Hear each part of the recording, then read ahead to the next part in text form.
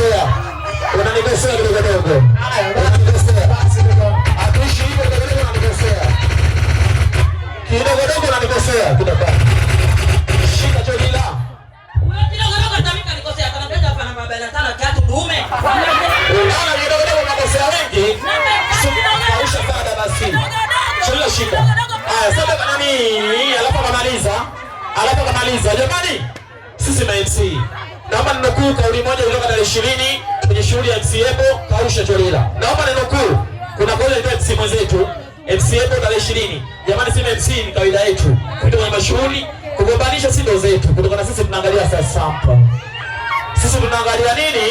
Saa samba. Ukiniita mimi leo ndugu yangu Joa, hicho ni chambia yetu tutakuja, lakini pia mtu yule mimi mchambe akanita yeye na mchambe Joa pia na mchamba.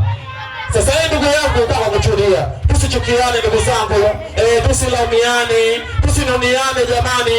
Ikumbuke na ijulikane kwamba sisi tuko kazini tunatafuta riziki. Tunadaiwa kwa kila nyumba, tumekopa hasa, kausha damu na kila kitu na mikopo yote inatoka marejesho. Marejesho tunaweza kupata bila kuachamba watu. Asante. Nani anafuata hapo? Wanakamati mko tayari? Wanacheza na nani?